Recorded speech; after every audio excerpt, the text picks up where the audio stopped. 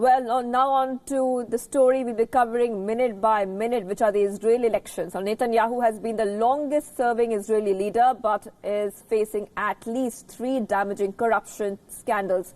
Will he survive these elections, and what can we expect in the polls slated? Our next reporter tells you more.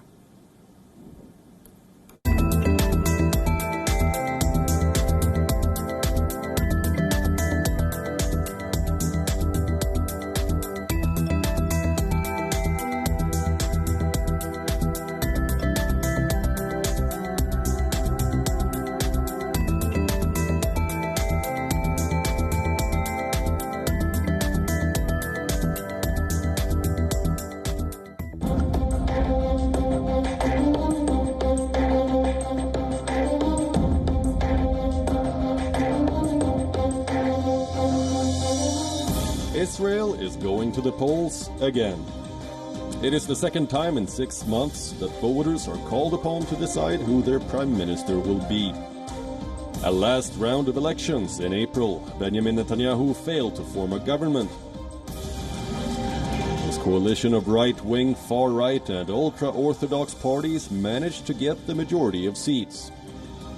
But when the time came to secure it, irreconcilable divisions between Netanyahu and his former defense minister Avigdor Lieberman caused the coalition to collapse. Netanyahu opted to vote for the parliament's dissolution and call for new elections. The alternative would have been a presidential intervention to give his main opponent, Israel's former chief of staff Benny Gantz, the chance to form a coalition. אנחנו ננהל מסע בחירות חד, בהיר, ובו אנחנו ננצח. Lieberman represents a conservative secular segment of the Israeli society which demands that all citizens, including Orthodox Jews who are currently exempted, serve in the military. Many Israelis feel it is unfair that Orthodox Jews who make up 10% of the Israeli population enjoy the state's security without personally contributing to it. Lieberman's decision to stand firm seems to have gained his party, Israel Our Home, more popularity, making it potentially Israel's kingmaker.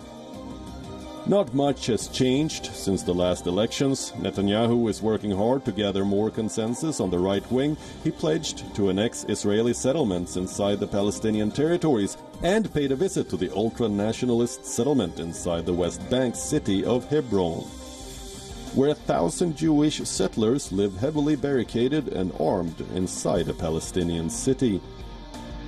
איננו זרים בחברון, נשאר בה לנצח. His opponent, Benny Gantz, is courting a more progressive electorate.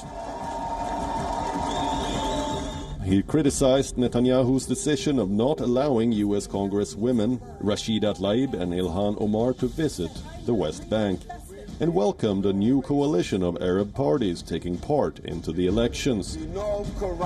Benny Gantz, a former chief of staff, heavily criticized Netanyahu's approach to Israel's security, accusing him of an attempt to politicize the successes of the Israeli Defense Forces to favor himself. For instance, when Netanyahu recently announced Israel's security plan, he unveiled a secret nuclear site in Iran. Today we reveal that yet another secret nuclear site was exposed in the archives that we brought from Tehran. In this site, Iran conducted experiments to develop nuclear weapons.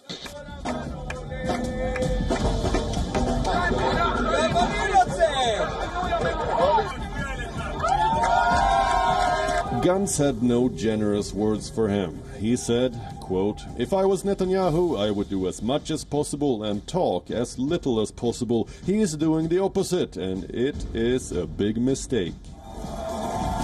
Gantz talks to more secular voters, but he holds the same position as Netanyahu on a range of issues. He believes a solution to the Palestinian-Israeli conflict is not in sight, since Palestinians are not capable of guaranteeing Israel's security. He approves the concept of Israel as a Jewish state and pushes for a zero-tolerance attitude against Hamas in Gaza. Iran and all its proxies active in West Gaza, and Israel's election challenger Benny Gantz saying, President Rouhani, on my watch, there will be no Chamberlain Munich agreement with your vicious regime. On my watch, there will be no appeasement. On my watch, Iran will not threaten Israel by taking over Syria, Lebanon, or Gaza Strip. Nor will it undermine pragmatic regimes in the Middle East. On my watch, Iran will not have nuclear weapons. All in all, the campaign of these Israeli elections redo has been milder than the previous. A more disaffected electorate is expected to be more reluctant to go out and vote, and this could turn into a problem for Netanyahu. Many in Israel consider this election unnecessarily expensive and an obstacle to the country's smooth functioning, and blame Netanyahu's ambition. Recent polls started showing the center-left front ahead of Netanyahu's right-wing coalition, a trend which should worry the current prime minister.